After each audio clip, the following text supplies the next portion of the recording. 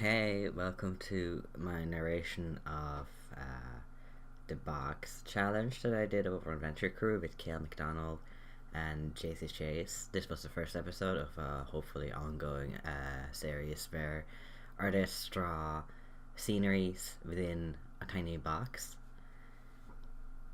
And, boy, I don't remember anything.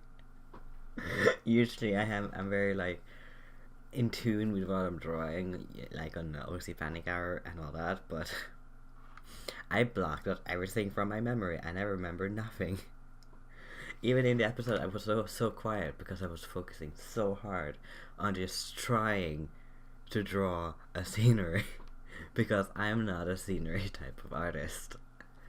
But we had some themes and some prompts to go with, and I feel like I picked the easiest option of drawing a spring cabin. Kel picked winter and JC picked autumn. And because I feel like with spring there's not that many details that you have to do, but so I feel like in the beginning I was like applauding myself for like, oh yeah, I picked the easier option, I won't really have a hard time. But then I figured out throughout the picture that I kind of needed more details. But there's not much you can do with spring, at least on this level, and there's not much you can do within an hour, so I was really rushing everything to just get everything on the page. So that was my whole technique during the whole episode, but just to get as much in a short amount of time, which is why everything is so sketchy in the beginning, even sketchier than what I would have done on OC Panic Hour. And so my whole technique is just to rotate between different things and just try my best. And whenever I try something new, I always just have no expectations of what I'm gonna do, and that way I won't really be disappointed. I highly recommend anyone trying it out, just not having any expectations. Just don't even think about it. Just jump in, which is a really, really hard thing to do, and I know like 90% of people can't do that. So it's a blessing I have, but it's also like a big disadvantage because I end up not thinking enough. So like the fact that I picked spring over summer, I really was not good for me. Anyways, so I want to talk about some of the things I put in there. The biggest one being the Weeping Willow one. I really, really, really love Weeping Willows. They're such a beautiful tree. They're big. They look like they're weeping, but also because one of my favorite bands, and especially at the time, is Weeping Willows. It's a Swedish band who started, I think, I don't know, it's 90s. I don't really remember. They did release a new album like a couple of years ago, so they're still in business. But they're this Swedish band, and my favorite album from them is called Broken Promised Land, an album completely made up of breakup songs. I highly recommend just listening to it so you can like feel what I feel. I added a pond, and when I look at it now, I would have moved the pond, maybe made it smaller. I did end up liking where I put everything, like, because I ended up with a really nice diamond shaped kind of thing. But I just feel like the pond is way too close to the house. Like it would just flow over if it rained, and it would ruin the foundation of the house, and everything would just be ruined. You know how it is. So for the color, I kind of wanted a blue hue, which is, it shouldn't technically be that hard with green grass, but I'm not good at coloring. It's like my least favorite part about arting. So I'm really bad at color picking and getting the color right on the first try. That's usually where I spend or I waste much of my time. After I started doing color studies, that has gotten easier. So practice does make perfect. But I feel like I could have done better with the colors, and that's just something I have to get better at. And for some reason, out of all of the things I was struggling with, the pond and the fishes were the thing I hated. There's something about the fishes that just drove me insane. I felt like they just weren't in the right perspective.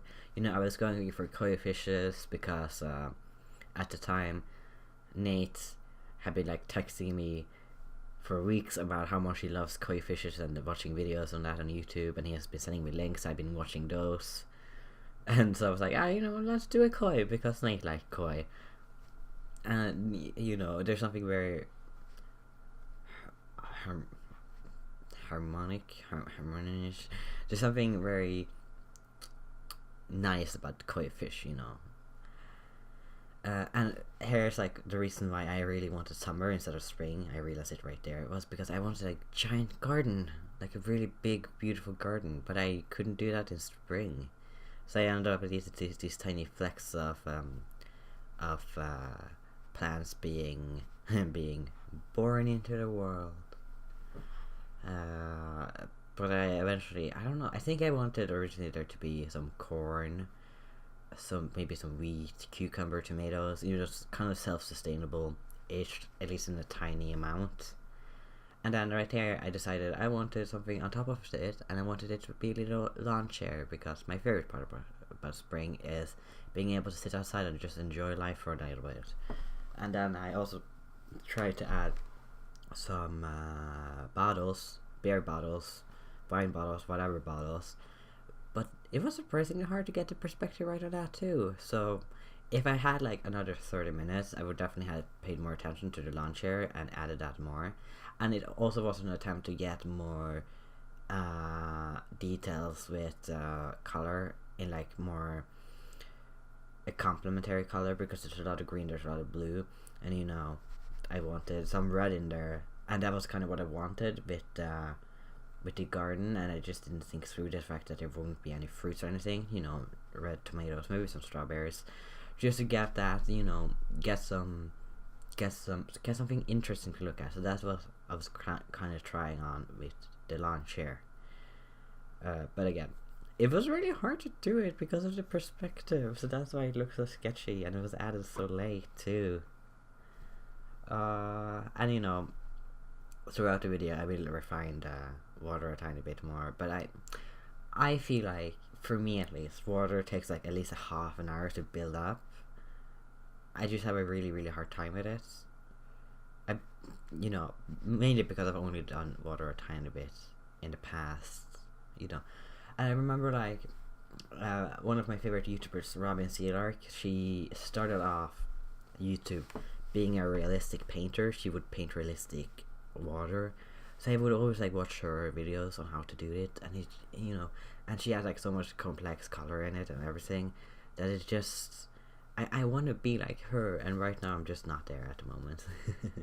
So here I tried making it so that you couldn't, I wanted it so that the fish looked like they were actually quite deep into the pond, but again, I was kind of stuck in like trying to have everything be as polished as everything else, so I couldn't really work on the same thing for such long.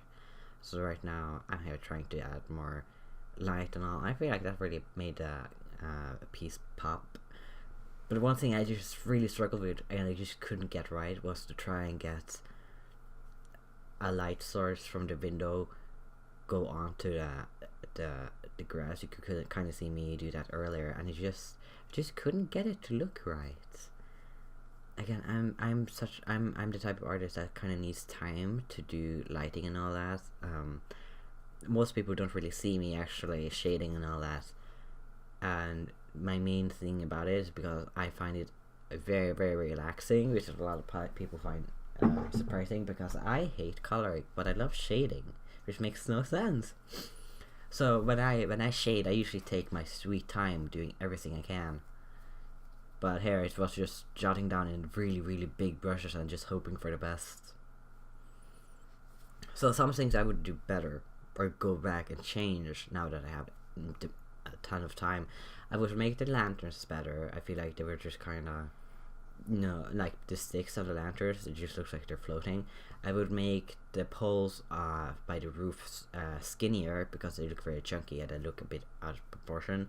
Make the pond slightly smaller, and do the lawn chair better. Other than that, I'm pretty pleased with what I made. I again had no expectations because I am not a scenery type of artist. I do character designs, and it actually the whole challenge actually did make me and my friends more dedicated to trying out more backgrounds, and then me and Nate actually did some together.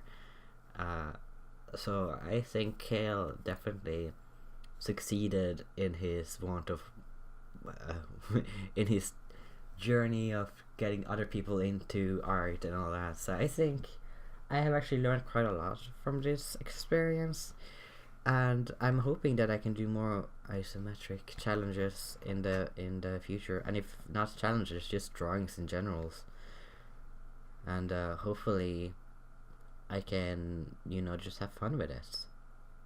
Also, here I was trying to create some reflection in the water, but that was really hard. I think just because of the reflection or the highlight I already had in it, it just didn't look good. So again, if I had a half an hour more, I would have tweaked it, but that was as good as I could get it.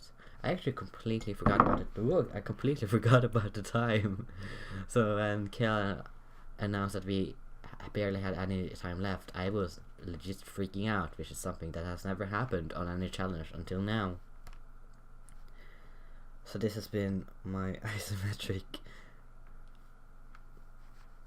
challenge rundown thingy. I don't know, man. It's like 8 p.m. It feels like 2 a.m. I have no idea what I'm doing with my life. I'm just here doing art. I'm hoping that Kelvin will invite me on to another episode, and hopefully I will actually be able to pump out more YouTube content soon. Bye guys. Bye.